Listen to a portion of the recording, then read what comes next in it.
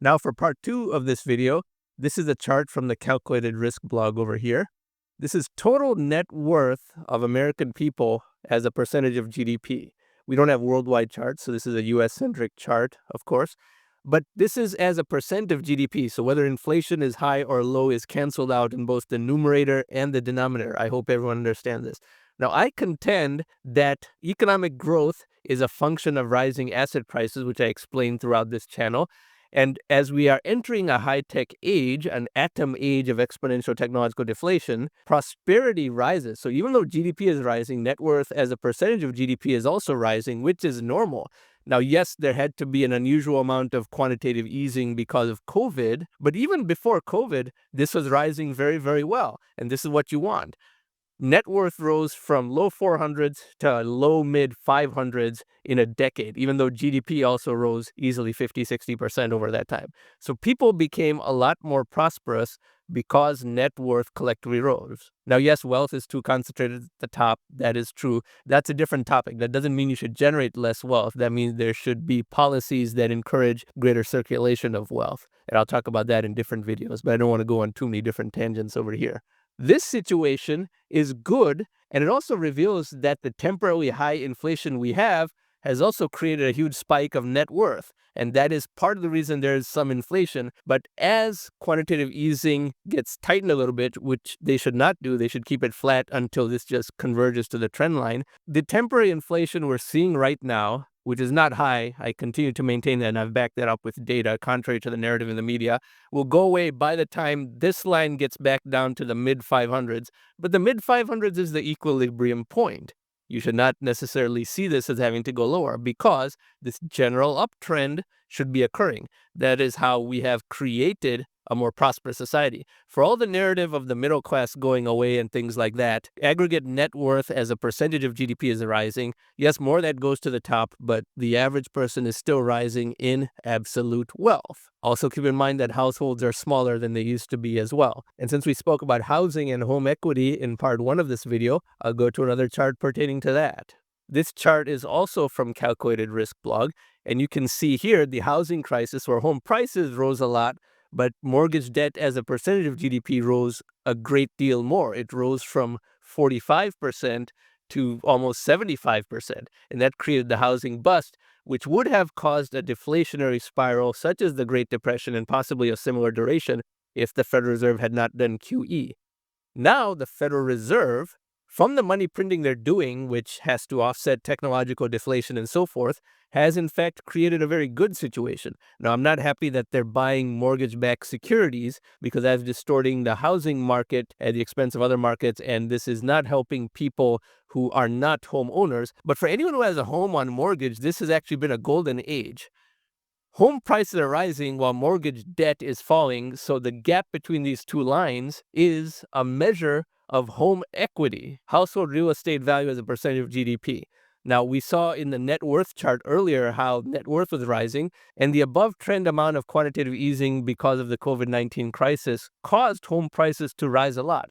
That's why a lot of people just don't understand what's going on. They're complaining about having to pay $500 a year more in gasoline, but they're not complaining about how they have $200,000 more of home equity.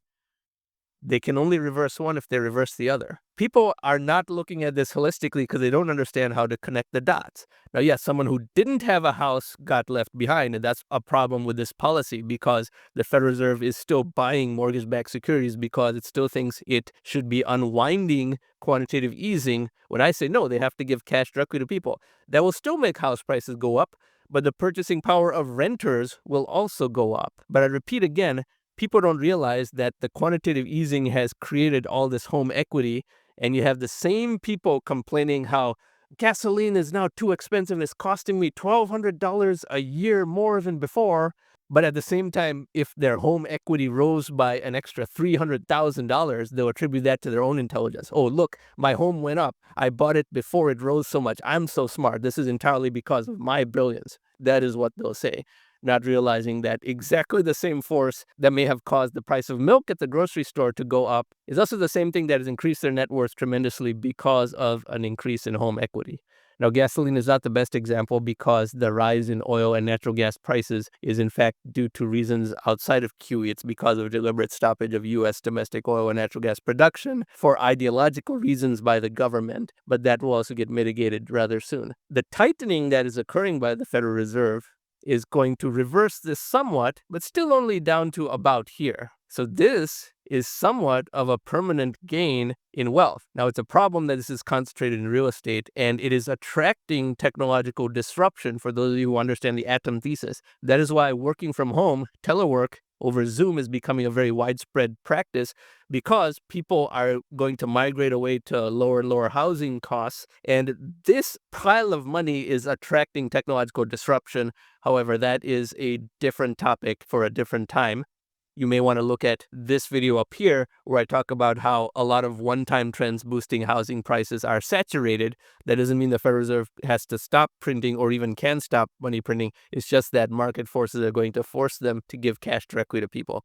So a lot of different topics in this video, and I hope it wasn't very confusing. However, quantitative easing, despite the very imperfect and blunt instrument way that it's being done, is increasing the net worth of U.S. citizens substantially, and it's increasing it at a rate greater than inflation outside of the bottom tier of people. Now, they should help the bottom tier of people as well. That's why I say the Federal Reserve should print money in a manner that gives cash directly to people. But that is in my Atom publication that I encourage all of you to read. So now you've seen both parts of that video that explains how inflation is in fact something that increases net worth up to a certain point, and how deflation creates far more economic duress and malaise, especially given how the U.S. system is set up in terms of mortgages and home equity gains and so forth. Now, this is my inflation scorecard that appears frequently in a lot of videos on this channel. Twice a month, in fact, I update this. And the most recent reading, which is October 12th, 2022, looks at the three metrics that I always choose: the 10-year compounded annual growth rate of the US CPI, the 10-year compounded annual growth rate of the Goldman Sachs Commodity Index, and the 10-year US Treasury yield. And the three results are as follows: 2.5% for the CPI, minus 0.39%, so deflation for the Goldman Sachs Commodity Index. And remember, the Goldman Sachs Commodity Index is the most important index of the three because that is worldwide and it's priced daily, so it's unriggable. This whole narrative of how the US CPI is rigged in order to understate inflation holds no water whatsoever because the Goldman Sachs Commodity Index is unriggable. And the 10-year U.S. Treasury yield, which is not a measure of current inflation, but an expectation of future inflation.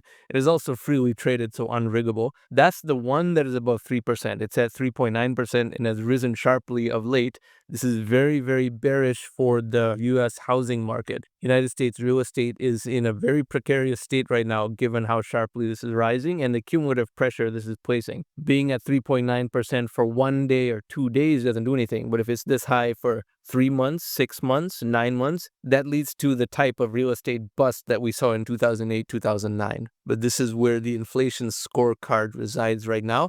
So don't listen to all these quacks who talk about how inflation will kill you and letting you believe that deflation would be good. They're actually going to create a very miseducated population that votes for deflation. And like I said, this is when democracy could fail. So don't listen to these people who say inflation will kill you, and their answer is to buy gold.